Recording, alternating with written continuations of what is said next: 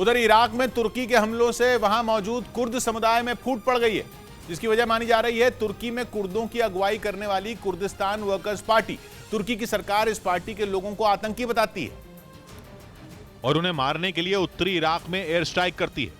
खबर है कि एक दिन पहले तुर्की का एक ड्रोन फिर से इराक में घुसा और वहां मौजूद कुर्दिस्तान वर्कर्स पार्टी के ठिकाने को बर्बाद कर दिया, जिसमें एक कुर्द लड़ाके की मौत की खबर है। तुर्की के लिए ये करना कोई नई बात नहीं है, लेकिन जो बात नई है वो है तुर्की की वजह से इराक के कुर्द समुदाय के लोगों में फूट पड़ना।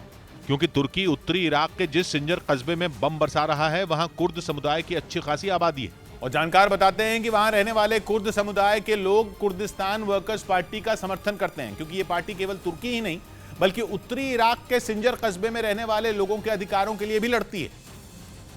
और इसीलिए तुर्की एक बार नहीं बल्कि बार बार सिंजर कस्बे को निशाना बनाता है। तुर्की के हमलों के बाद होना तो यह चाहिए था कि उत्तरी इराक में रहने वाला कुर्द समुदाय एकजुट हो जाए, लेकिन हुआ इसका उलट, जिसकी वजह है इराक की वो दो पार्टियां जो वहां कुर्द समुदाय की अगुवाई करती हैं, खासकर तुर्की के हमलों का शिकार बन रहे उत्तरी इराक में, क्योंकि इराक में रहने वाले ज्यादातर कुर्द उत्तरी इराक में रहते हैं, जिनकी अगुवाई करती हैं केडीपी यानी कुर्दिस्तान डेमोक्रेटिक पार्टी और पीयूके यानी पेट्रियोटिक यूनियन ऑफ कुर्दिस्तान। लेकिन तुर्की में काम करने वाली कुर्दिस्तान वर्कर्स पार्टी ने उनकी टेंशन बढ़ा दी है, क्योंकि उत्तरी इराक की एक बड़ी आबादी मानती है कि कुर्दिस्तान वर्कर्स पार्टी ही उनके अधिकारों की लड़ाई लड़ रही है। यानी तुर्की ने एक तीर से दो निशाने साधे, क्योंकि उसने एयर स्ट्राइक करके कुर्द लड़ाकों को भी मारा और कुर्द समुदाय में फूट भी डाल दी। यही नहीं, जानकार बताते हैं कि सीरिया और ईरान में रहने वाले कुर्द समुदाय में तुर्की की कुर्दिस्तान वर्कर्स पार्टी की पकड़ बढ़ती जा रही है, जो वहां काम करने वाली दूसरी कुर्द पार्टियों के लिए खतरे की घंटी है। उधर ताइवान के मुद्दे पर अमेरिका से तनाव के बीच चीन ने एक बार फिर अपनी सेना की ताकत दिखाई। चीन की इस मिलिट्री ड्रिल का वीडियो वहां की हथियार बनाने वाली एक कंपनी ने जारी किया, जिसमें चीन की सेना ने अपने एक से एक बढ़कर घातक हथियारों को शामिल किया।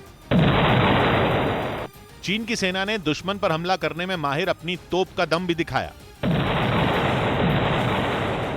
मिलिट्री ड्रिल में चीन ने अपनी खतरनाक मिसाइलों को भी उतारा। आसमान से बरसी मिसाइलों ने तो टारगेट को आग के गोले में ही बदल दिया। इसके अलावा चीन ने लड़ाकू हेलीकॉप्टरों से रॉकेट दागकर भी दुश्मन के ठिकाने को तबाह करने का अभ्यास किया, जबकि उसके ड्रोन ने आसमान से बम बरसाकर निशाने को ध्वस्त कर दिया। इसके साथ ही चीन की सेना ने इस मिलिट्री ड्रिल में मल्टीपल रॉकेट लॉन्च सिस्टम से भी हमला करके दिखाया।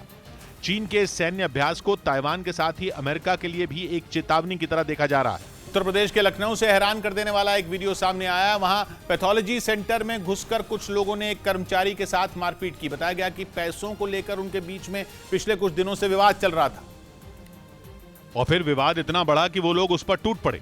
इस घटना का जो वीडियो सामने आया उसमें एक आदमी कुर्सी पर बैठकर मोबाइल चलाता दिखा। तभी 5 लोग पैथोलॉजी सेंटर में घुस आए और उस आदमी से बहस करने लगे। देखते ही देखते बात इतनी बढ़ गई कि उन लोगों ने उस पर हमला बोल दिया।